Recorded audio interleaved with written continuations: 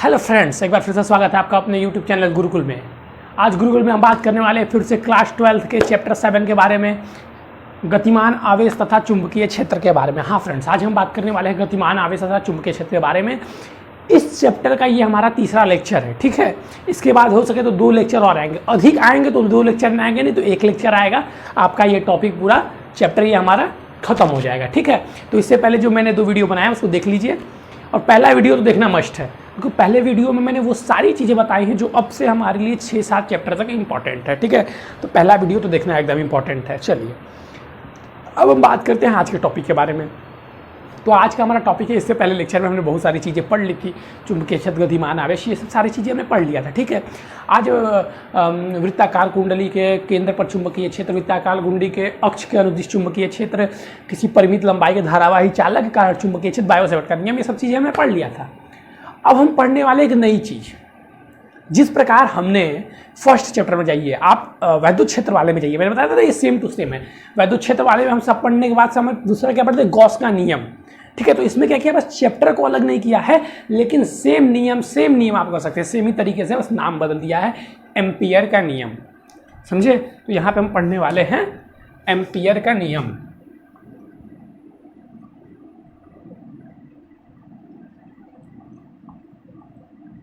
Ampere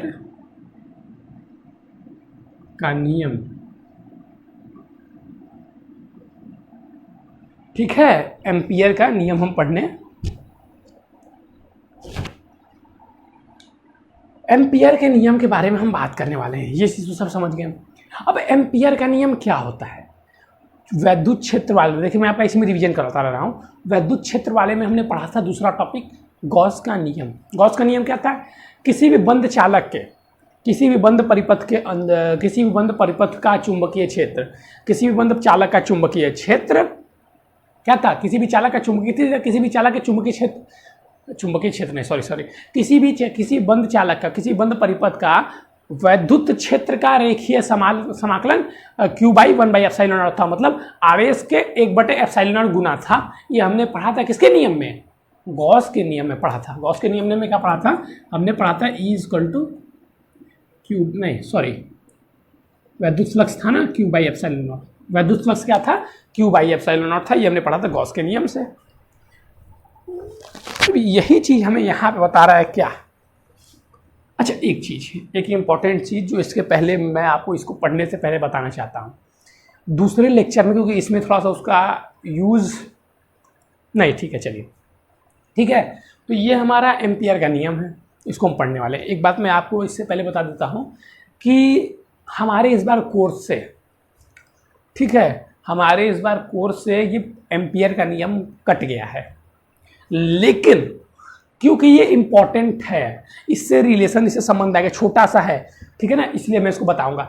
क्योंकि ये cut गया है इसलिए मैं इसको क्या करूंगा, इसके मतलब आपको छोटे से मैं इसको मतलब जितना है एम्पियर का नियम तो पूरा बताऊंगा। फिर जैसे गॉस का नियम था, उसके अनुप्रयोग थे, तो अनुप्रयोग इसके कुछ खास है नहीं, कट गए हैं इस बार, लेकिन कुछ खास है नहीं, ठीक है ना। लेकिन मैं कटा हुआ कुछ भी छोड़ नहीं रहा हूँ, मैं सब पढ़ाते जा रहा हूँ, ठीक है। लेकिन एम्पियर का जो इसका अनुप्रयोग है वो कुछ खास है नहीं, उसमें जो इंपॉर्टेंट चीज़ें मैं वही बताऊंगा। अगर आप किसी भी साल के बच्चे हैं तो वो, आप मान लीजिए मैंने आज वीडियो बना दिया, बहुत साल तक बच्चे देखेंगे, तो आप किसी भी साल के बच्चे हैं तो जो चीज़ें मैं पढ़ा रहा हूँ बस आपको उतना ही पढ़ना है, उतना आपके सेटिस्फाइड है। देखिए बच्चों, मैं कहता हूँ पढ़ने के लिए बहुत सारी चीज़ें होती हैं, ठीक है, हमें कितना पढ़ना वो हमें डिसाइड करना होता है। आप पढ़ते जाएंगे, पढ़ाई कोई सीमा नहीं है, ठीक है। चलिए बात करते हैं एम्पियर का नियम। मैं तो आप कहेंगे बकवास ही ज़्यादा हो रहा है, एम्पियर का नियम।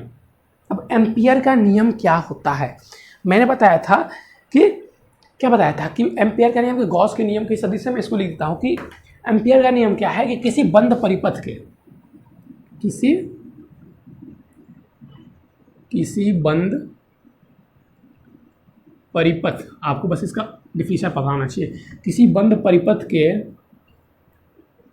सीमा के अनुदिश चुंबकीय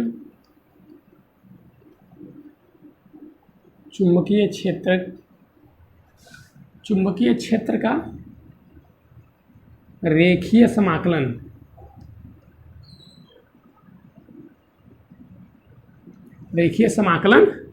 चालक में बहने वाली धारा, चालक में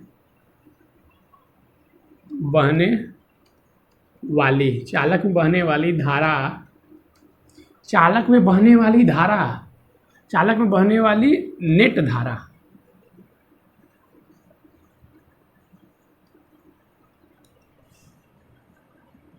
तथा चुंबकशीलता,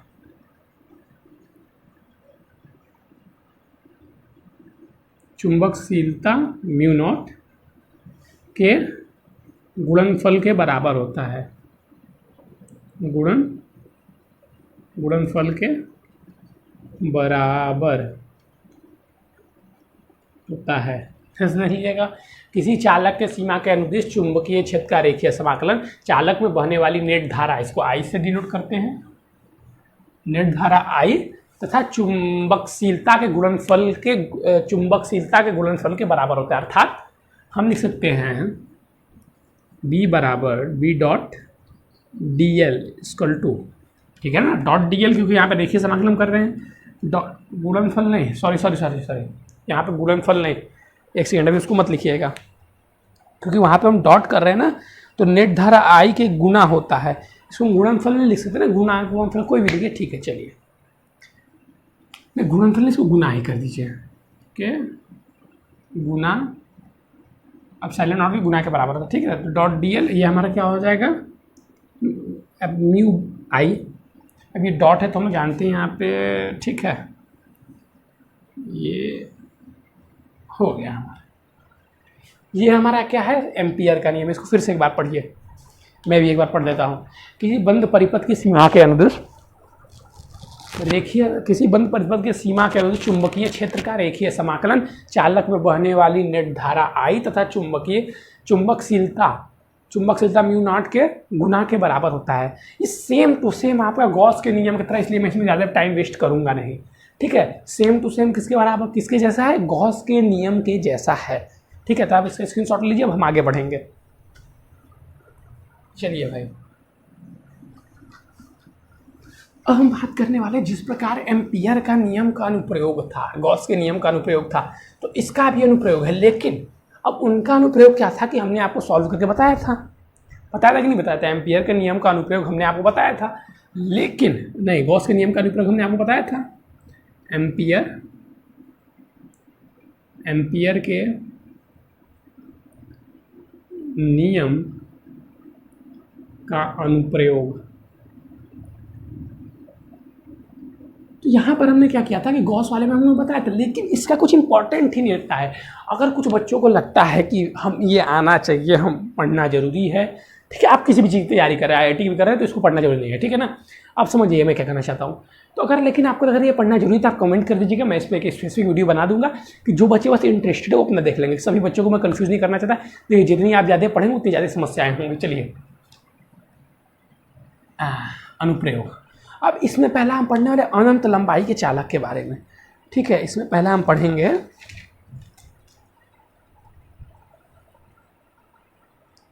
अनंत लंबाई के, इसको मैं ब्लैक से लिखता हूँ ना, नहीं ठीक है, हाँ ठीक है, पहला हमारा है अनंत लंबाई के सीधे धारा वाही चालक के कारण चुंबकीय क्षेत्र, मैं इसको बी से डायरेक्ट डिनोट करूंगा। अब जैसे मान लीजिए हमको ये अनंत लंबाई का ये चालक है, ये अनंत है, ठीक है ना, ये ऐसे इसको कर देते हैं, समझ में आ जाएगा कि अनंत है। अब हमसे पूछा है कि यहाँ से बिंदु P पर चुंबकीय क्षेत्र क्या होगा, बताइए। मैं देखिए इसको इसलिए बता रहा हूँ कि इस पर प्रश्न आते हैं, आज तक डेरिवेशन के लिए नहीं आता हो, ठीक है ना, इस पर प्रश्न आते हैं, तो कैसे प्रश्न आएंगे वो मैं आपको समझाते जा रहा हूँ, इसी से आप डेरिवेशन भी समझना चाहेंगे, समझ जाएंगे। अनंत लंबाई का एक चालक है, इससे हमें पूछ दिया कि बिंदु P पर चुंबकीय क्षेत्र क्या होगा, तो इसके लिए बस आपको फॉर्मूला याद रखना है, B equal to mu by 2 pi IR। अगर आप जानना चाहते हैं ये कहाँ से आया, तो एक सेकंड मैं आपको समझा देता हूँ, पहला वाला है इसलिए मैं आपको बता देता हूँ। यहाँ पे ध्यान दीजिएगा आप, हमने कल पढ़ा था परिमित लंबाई के चालक के लिए चुंबकीय क्षेत्र। तो हमने परिमित लंबाई के चालक के लिए चुंबकीय क्षेत्र क्या निकाला था? हमने परिमित लंबाई के चालक के लिए चुंबकीय क्षेत्र क्या निकाला था? हमने निकाला था B = क्या निकाला था? आप भी बोलिएगा, μ/4π I/r, μ/4π I/r sin φ1 + sin φ2, ये हमने निकाला था। अब ये देखिए अनंत चालक हो गया, ये परिमित था इतना तो ये आया था हमारा चुंबकीय क्षेत्र। अब ये अनंत हो गया तो एक चीज़ ध्यान दीजिएगा, अब क्योंकि ये अनंत है, अब मान लीजिए ये बिंदु P है, यह अनंत है, अनंत से लाएंगे तो क्या होगा? लगभग क्या होगा? ये समांतर हो जाएगा। ये कैसे जाएगा? समांतर। अरे बहुत लंबा ना है, मान लीजिए छोटी सी हमारी दूरी तो अनंत है ना, ये समांतर प्रतीत होगा, ये 90 अंश हो जाएगा, अर्थात चालक से मेरी दोनों कोण कितने हो जाएंगे? 90 अंश। तो ये हमारा क्या हो जाएगा? B = μ/4π, सॉरी इसको मैं गलत कर दिया, तो ये क्या हो जाएगा हमारा? B = μ/4π I/r, तो यहाँ पे sin 90 और प्लस sin 90, sin 90 एक एक मान होता है, तो ये हमारा जाएगा B = μ/4π I/r इंटू 1 + 1 हो जाएगा, ये हमारा I/r है ना। तो यहाँ से हमारा क्या जाएगा? B = μ/4π I/r इंटू 2 से इसको 2 बार में हम ले जा सकते हैं, आ सकता है B = μ/2π I/r। क्या यही वो चीज़ नहीं है? क्या वही ये चीज़ नहीं है? ठीक है, तो इस पे भी आपको ध्यान नहीं देना, आपको इस पे ध्यान देना है। ये फॉर्मूला जैसे आपसे पूछेगा प्रश्न, जैसे मैं बता रहा हूँ, तो उसमें ये प्रश्न हम लगाएंगे। चलिए ठीक है, पहला हमारा, इसको स्क्रीनशॉट लीजिएगा, फॉर्मूला μ/4π। इसमें आपको इसलिए बता दें कि थोड़ा सा आपको याद करने में ईजी हो जाएगा। अब देखिए,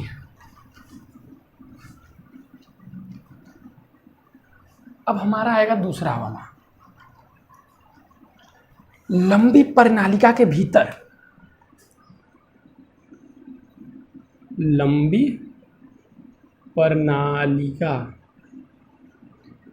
प्रणालिका के भीतर चुंबकीय क्षेत्र, लंबी प्रणालिका के भीतर चुंबकीय क्षेत्र, यह हमारा दूसरा पॉइंट है, दूसरा अनुप्रयोग है एम्पियर के नियम का। अब एक लंबी प्रणालिका ऐसे हमको दी हुई है, कुछ ऐसे चुंबकीय क्षेत्र इसका रहेगा, ठीक है। अब यहाँ पे मान लीजिए हमको बोल रहा है कि चुंबकीय क्षेत्र निकालिए, लंबी प्रणालिका के भीतर चुंबकीय क्षेत्र, मान लीजिए बिंदु P है, यहाँ पे चुंबकीय क्षेत्र निकालना है, तो इसका फॉर्मूला हो जाएगा B = μ/ni। यहाँ पे n क्या है? ये नया टर्म है, इसलिए मैं इसको आपको बताऊंगा, पहले उसको समझिए।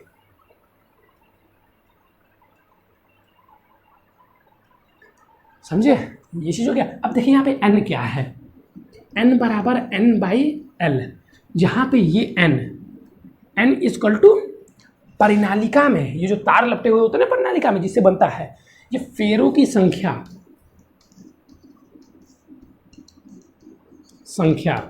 बटे ये क्या है? प्रणालिका की लंबाई।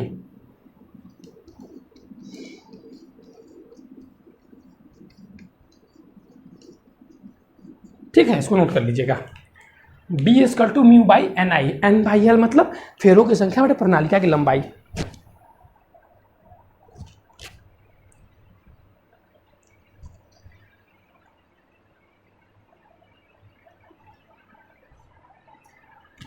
ये क्या है? ये प्रणालिका के केंद्र पर के लिए फॉर्मूला है, इसको नोट कर लीजिएगा। यहाँ प्रणालिका के केंद्र पर, प्रणालिका केंद्र पर, जब केंद्र पर पूछे तो हम चुंबकीय क्षेत्र कैसे निकालेंगे? इस प्रकार निकालेंगे। लेकिन अगर मान लीजिए हमसे यहाँ पे पूछ दे बिंदु Q पर, प्रणालिका के सिरों पर, तब कैसे हम निकालेंगे? कुछ नहीं करना है, बस यही फॉर्मूला रहेगा, सेम चीज सेम थिंग। B = μ, थोड़ा सा बदलेगा बस, देखिए क्या बदल रहा है। B = μn/2i, ये n यही n है, ठीक है। तो ये हो जाएगा प्रणालिका के सिरों पर, प्रणालिका। देखिए आप इसको पढ़ेंगे ना, आप वही कंफ्यूज जाओगे। जितनी चीज़ें मैं बता रहा हूँ वो चीज़ें इंपॉर्टेंट है। केंद्र पर निकालने के लिए ये फॉर्मूला, सिरों पर निकालने के लिए ये फॉर्मूला, स्क्रीनशॉट ले लीजिएगा। आप चाहते हैं इसका भी कैसे, आप कमेंट करके बताइए, मैं आपको बताऊंगा। एक स्पेशल वीडियो बनाऊंगा, लेकिन इसकी कोई ज़रूरत नहीं, इंपॉर्टेंट नहीं है। और आप 21-22 के बच्चे हैं तो ये तो कट ही चुका है आपके सिलेबस से। लेकिन आप किसी और भी साल के बच्चे हैं जो देख रहे हैं तो इसको जानना बस इतना ही जरूरी है, इससे ज़्यादा नहीं।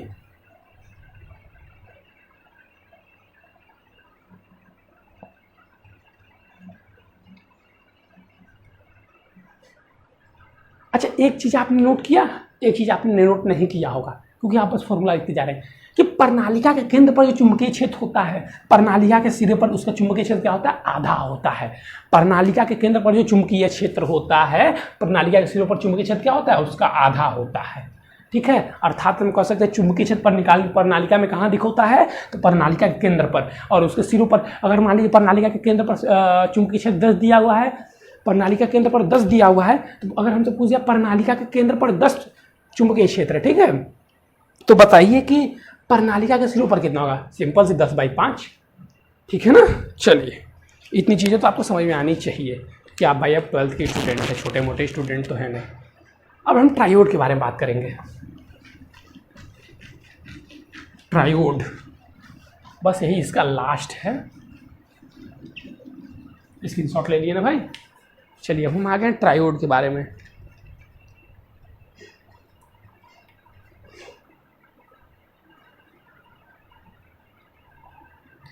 धारावाही ट्रायोड के कारण चुंबकीय क्षेत्र, धारावाही ट्रायोड के कारण चुंबकीय क्षेत्र। अब जानते हैं ट्रायोड क्या होता है, पहले इसको जानिए। ट्रायोड क्या होता है, ट्रायोड वही प्रणालिका, बस सिराहीन प्रणालिका। ट्रायोड मतलब सिराहीन प्रणालिका। ट्रायोड यहाँ पर मैं लिख देता हूँ, ये इसका अर्थ होता है सिराहीन प्रणालिका। सिराहीन प्रणालिका। सिराहीन प्रणालिका किसे कहते हैं, ट्रायोड को कहते हैं। अगर आप फिगर बनाना चाहें तो ये देखिए, ये इसका सिरा आप निकालिए तो वृत्त का सिरा है, कोई वृत्त का सिरा नहीं है, तो इसको हम क्या कहते हैं, मतलब क्या कहते हैं, ट्रायोड कहते हैं।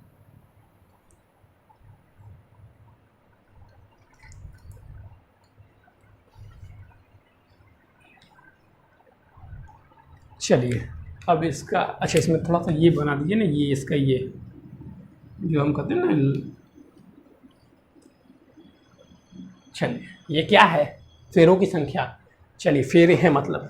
अब देखिए इसमें हम दो प्रकार से निकाल सकते हैं, एक तो ट्रायोड के अंदर और एक ट्रायोड के बाहर। देखिए ट्रायोड के अंदर क्या होगा, सेम चीज़ प्रणालिका वाला ही। ट्रायोड के अंदर ऐसे हम पूछ दिया, मान लीजिए ये बिंदु पी पर, तो बिंदु पी पर हमारा चुंबकीय क्षेत्र क्या हो जाएगा, μ/Ni। बार बार मैं n को नहीं बताऊंगा, n क्या है, n बराबर n/L। n फेरों की संख्या, L प्रणालिका की लंबाई, प्रणालिका 2πa लंबाई हो जाएगी। चलिए ठीक है, अब हम बात करेंगे प्रणालिका के, ये क्या है, ये प्रणालिका के अंदर है,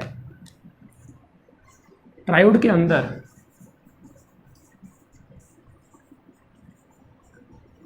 ठीक है, और ट्रायोड के बाहर।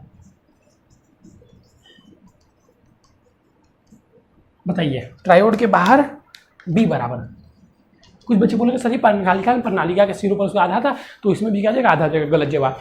ट्रायोड के बाहर 0, ट्रायोड के बाहर 0 होगा चुंबकीय क्षेत्र। बस यही था इनका नियम, खत्म। ये इनके नियम से संबंधित जैसे उनके था ना अनुप्रयोग, इतना ही था। अब इससे ज़्यादा डिफिकल्टी में आप जितना पढ़ना चाहेंगे, पहले इसको देख लीजिए। सेम है ट्रायोड में, क्या है, सेम है प्रणालिका वाला, सेम टू सेम 2 कॉपी है ये प्रणालिका वाला। इससे ज़्यादा यहाँ पर कुछ नहीं है।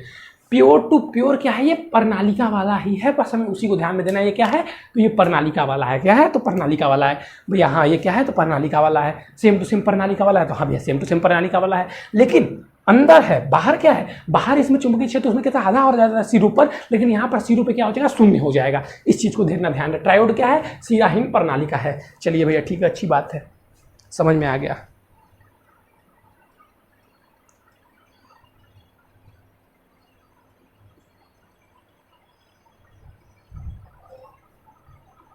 चलिए भी रेज करता हूँ।